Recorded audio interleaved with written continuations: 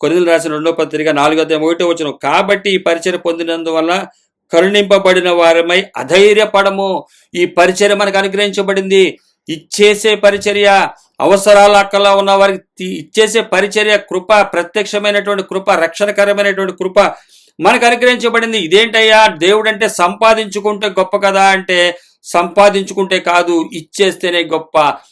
ఇదే ఇచ్చేస్తేనే గొప్ప. అది క్రొత్త నిబంధన విశ్వాసులైనటువంటి మనకు అనుగ్రహించబడింది. అందుకే అంటాడు కాబట్టి ఈ పరిచర్య పొందినందున కరుణింపబడిన వారమై అధైర్యపడము. మనం కరుణించబడ్డాం. ఇచ్చేయటం ఏంటి, ఆస్తులు వాళ్ళకి ఇవ్వటం ఏంటి, వీళ్ళకి ఇవ్వటం ఏంటి, పంచేయటం ఏంటి, ఇదేంటి ఇలా చేయటము, ఇది ఈ విషయంలో అధైర్యపడం మేము అంటున్నాడు ఈయన. ఇక్కడ రాస్తాడు, మేము దృశ్యమైనవి కాదు అదృశ్యమైనవి నిదానించి చూచుచున్నాము అని. ఈ 4 అధ్యాయంలో కూడా, కొరింథీయులకు రాసిన 2వ పత్రిక 4వ అధ్యాయంలో కూడా ఎంత వివరంగా రాస్తాడు. మేము లోకానికి పెంటగా ఉన్నాము. లోకం మమ్మల్ని చూస్తే పెంటగా భావిస్తుంది. మమ్మల్ని మా దగ్గర ఏమీ లేదని చెప్పి గౌరవించదు.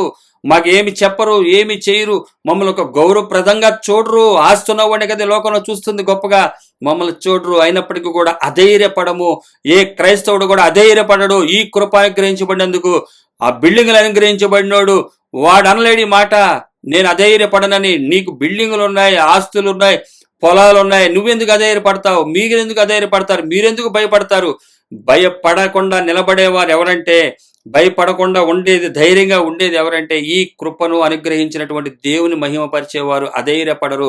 వారి కొరకే మీరు భయపడమాకండి, ధైర్యంగా ఉండండి, నేను వస్తాను, మీ కష్టాలు తీరుస్తానని చెప్తున్నది అన్ని వాళ్ళకి. డబ్బులు దాచుకున్న వాళ్ళకి కాదు, ఈ లోకంలో ఇన్సూరెన్స్లు చేసుకున్న వాళ్ళకి కాదు. ఆయన చెప్తున్న ప్రతి మాట భయపడకుడి, ధైర్యంగా ఉండడి అని. అందుకని పౌలు గారు కూడా అంటున్నాడు, కాబట్టి ఈ పరిచర్య పొందినందున కరుణింపబడిన వారమై అధైర్యపడము. మేము అసలు అధైర్యపడే పరిస్థితి లేదు. ఈ కృప మనకు అనుగ్రహించబడింది. అర్హత లేనటువంటి మనకి అర్హతనిచ్చినటువంటి కృప ఆయన ఇచ్చింది. ఏదైనా మనం చెయ్యాలి. అది ధనవంతుడిగా ఉండమంటే ఉండాలి, పేదోడుగా ఉండమంటే ఉండాలి.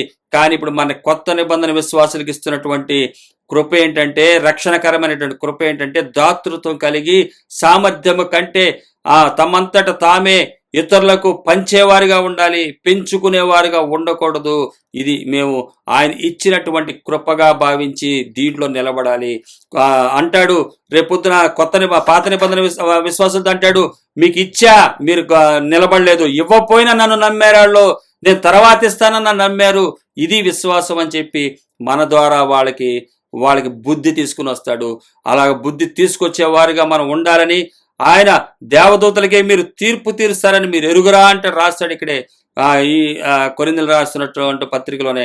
కాబట్టి మనకి ఇవ్వబడినటువంటి ఈ పరిచర్య, ఈ క్రొత్త నిబంధన పరిచర్య చెప్పేది ఏంటంటే, రక్షణకరమైనటువంటి కృప ఏంటంటే, మనము కూడా ఆయన వలె ఈ లోకాన్ని వదిలిపెట్టేవారుగా ఉండాలి. లోకాన్ని, ఇహలోకంలో దురాశలోకి వెళ్ళిపోకూడదు, విసర్జించాలి వాటిని.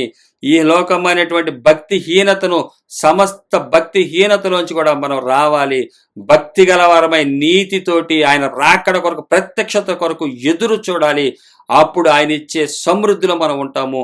అట్టి కృప దేవుడు మనకు అనుగ్రహించి నడిపించునుగాక. అట్టి కృపలో మనం ఉందాము. ఈ పరిచర్య అనుగ్రహించినందుకు మీరు అధైర్యపడమాకండి. పౌలు గారు చెప్పినట్లు మనము అధైర్యపడము అని సాక్ష్యం కలిగి ఉండండి. కృప తెలియపరుస్తున్నటువంటి మాటలకి ఆయనకి సర్వగంతమేమో చెల్లిస్తున్నాం. వీటిని అర్థం చేసుకుని నడవగలటకు దేవుడు సహాయం చేయనుగాక. ఆమేన్.